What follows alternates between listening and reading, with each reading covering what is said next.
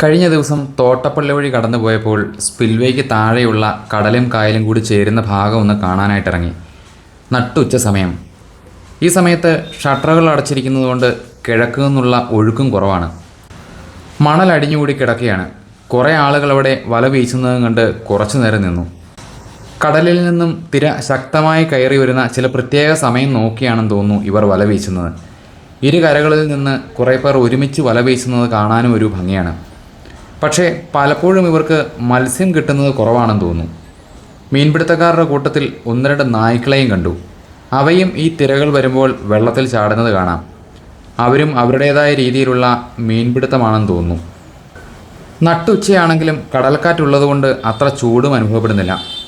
പക്ഷേ മണൽപ്പരപ്പിൽ കൂടി ചെരുപ്പില്ലാതെ നടന്നാൽ കാല് പൊള്ളുകയും ചെയ്യും. വടക്ക് ഭാഗം മണലടിഞ്ഞുകൂടി ഒരു ബണ്ട് പോലെയാണ് തോന്നുക. കടലിനോട് ചേർന്നുള്ള തെക്ക് ഭാഗം വിശാലമായ മണൽപ്പരപ്പാണ്. എന്താണല്ലേ പ്രകൃതിയുടെ ഒരു പ്രതിഭാസം. ആ ഭാഗത്ത് തീരത്തോട് ചേർന്ന് അസാധാരണമായ വലിപ്പമുള്ള ഒരു കൊക്കിനെയും കണ്ടു. ഇവിടെ കടലിലെ തിരയ്ക്കും അല്പം ശക്തി കൂടുതലാണ്. കരിമണൽ ഖനനത്തെ തുടർന്ന് വലിയ പ്രശ്നങ്ങളും സമരങ്ങളുമൊക്കെ ഉണ്ടായ സ്ഥലമാണിത്. 1955 തോട്ടപ്പള്ളി സ്പിൽവേയുടെ പണി പൂർത്തിയാക്കുന്നത്. ഇതിൻ്റെ മുകളിലൂടെയാണ് ദേശീയപാത കടന്നു പോകുന്നതും. ഏതാണ്ട് 420 മീറ്ററോളം നീളമുണ്ട് ഈ സ്പിൽവേക്ക്. 40ഓളം ഷട്ടറുകളും.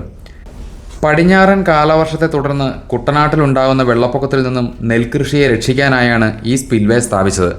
മഴക്കാലത്ത് സ്പിൽവേയിലെ ഷട്ടറുകൾ ഉയർത്തി വെള്ളം അറബിക്കടലിലേക്ക് ഒഴുക്കി കളയുന്നു. മണിമലയാർ, അച്ചൻകോവിലാർ, പമ്പാനദി എന്നിവയിലൂടെ അപ്പർ കുട്ടനാട്, ലോവർ കുട്ടനാട് പ്രദേശങ്ങളിൽ നിന്നും അധികമായി വെള്ളം ഒഴുക്കുന്നതിനായാണ് തോട്ടപ്പള്ളി സ്പിൽവേ നിർമ്മിച്ചിരിക്കുന്നത്.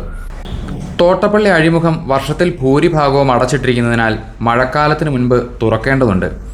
സ്പിൽവേയുടെ യഥാർത്ഥ കപ്പാസിറ്റി സെക്കൻഡിൽ 1800 ക്യൂബിക് മീറ്ററാണ്.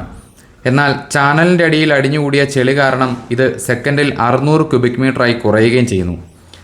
കാലവർഷം തുടങ്ങുന്നതിന് മുൻപ് തന്നെ ഇറിഗേഷൻ വകുപ്പ് ഈ മണ്ണ് വാരി മാറ്റുകയും ചെയ്യും.